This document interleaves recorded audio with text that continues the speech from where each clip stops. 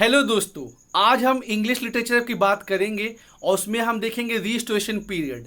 जैसा कि हमने बताया था कि हिस्ट्री ऑफ इंग्लिश लिटरेचर से आपको 35 मार्क्स के क्वेश्चन आएंगे। 5 क्वेश्चन आपको करने रहेंगे, हर क्वेश्चन जो है 7 नंबर का रहेगा। तो अभी हम समझ रहे हैं ब्रिटिश लिटरेचर की हिस्ट्री, जिससे आपको 3 क्वेश्चन आएंगे और आपका 21 नंबर तो फिक्स है। तो अभी तक हमने क्या क्या देखा है, हमने देखा मिडिल इंग्लिश में चौसर के रोल को देखा, क्योंकि चौसर जो है उनको फादर ऑफ इंग्लिश लिटरेचर के नाम से जानते हैं, बहुत इंपॉर्टेंट है। फिर हमने देखा कि वहाँ पे जो है रिनासा पीरियड हो जाता है और फिर उसके बाद क्वीन एलिजाबेथ वहाँ की महारानी बनती हैं। एलिजाबेथन एज को जो है हम गोल्डन एज कहते हैं, क्योंकि उसी समय शेक्सपियर और यूनिवर्सिटी विट्स का आना होता है। साथ ही साथ हमने ये जाना कि यूनिवर्सिटी विट्स में कौन कौन ड्रामेटिस्ट आते हैं, उनका क्या कंट्रीब्यूशन रहा। एलिजाबेथन एज के बाद जैकोबियन एज को हमने देखा, उसका ड्रामा बहुत फेमस है, तो उसके मेन फीचर्स को हमने जाना।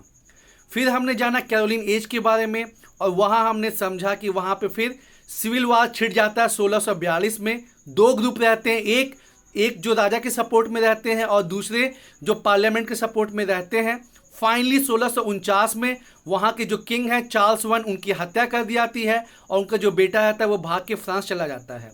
और 1649 से 1660 तक कोई भी वहाँ का राजा नहीं रहता है। इसको हम इंटीग्रम के नाम से भी जानते हैं और उस समय प्यूरिटन्स का वहाँ पे रूल रहता है। प्यूरिटन्स जो रहते हैं वो लोग ड्रामा थिएटर्स को बंद कर देते हैं, साथ ही साथ वो लोग मनोरंजन पे जो है पाबंदी लगा देते हैं।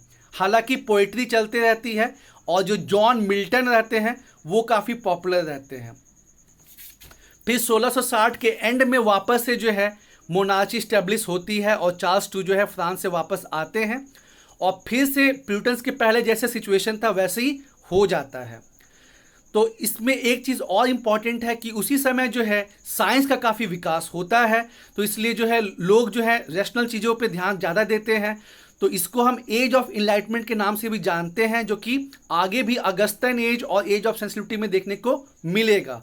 साथ ही साथ क्या होता है कि लोग जो है वो पुरानी क्लासिक में भी बहुत ज़्यादा इंटरेस्ट लेने लगते हैं। तो अभी के जो मेन राइटर्स रहते हैं मिल्टन, ड्राइडेन, जॉन लॉक, बर्नियान, ये लोग जो हैं वो क्लासिकल चीज़ों से जो है इंस्पायर होते हैं।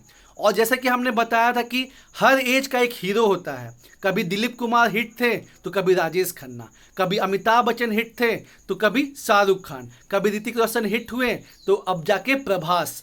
तो वैसे ही इंग्लिश लिटरेचर में हर एज का एक हीरो रहा है। तो जो आपका रिस्टोरेशन पीरियड है, इसके हीरो कौन रहे? John Dryden. हालांकि जॉन मिल्टन के कुछ फेमस वर्क आई थी, लेकिन मेन फेमस रहे जॉन ड्राइडेन। इसको एज ऑफ ड्राइडेन के नाम से भी हम जानते हैं। साथ ही साथ रिस्टोरेशन ऑफ ड्रामा और थिएटर होता है। और एक चीज़ देखने को क्या मिलता है कि जो महिलाएं हैं जिनको अभी तक परफॉर्म करने पे पाबंदी थी, उनको भी मौका दिया था कि आप आइए और परफॉर्म कीजिए।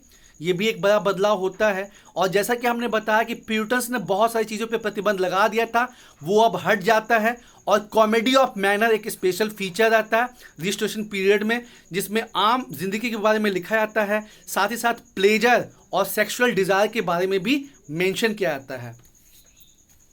हीरोइक कपलेट को काफ़ी बढ़ावा देते हैं जॉन ड्राइडेन, और सटाया तो चलता ही रहता है। साथ ही साथ इस पीरियड को जो है हम मॉडर्न प्रोज का शुरुआत भी मानते हैं। प्रोज जो है ये पोइट्री से अलग होती है, लेकिन ये भी बहुत पॉपुलर है। तो मॉडर्न प्रोज के स्टार्टिंग के लिए भी हम इस पीरियड को जानते हैं।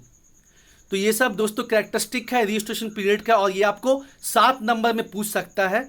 तो उम्मीद है आपको ये समझ में आया होगा। और जिन लोगों ने पुरानी वीडियोस नहीं देखी वो प्लीज़ जो है पुरानी वीडियोस को देखिए, नीचे डिस्क्रिप्शन में लिंक दिया गया है। एक बार फिर से जल्दी से रिपीट करते हैं कैरेक्टरिस्टिक ऑफ रिस्टोरेशन पीरियड।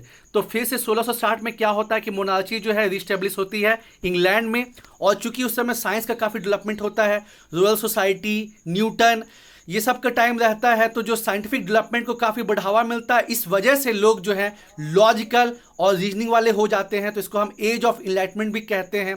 साथ ही साथ वो लोग जो क्लासिकल वर्क है उसमें ज़्यादा इंटरेस्ट लेते हैं, तो एज ऑफ न्यू क्लासिज्म भी इसको हम कहते हैं।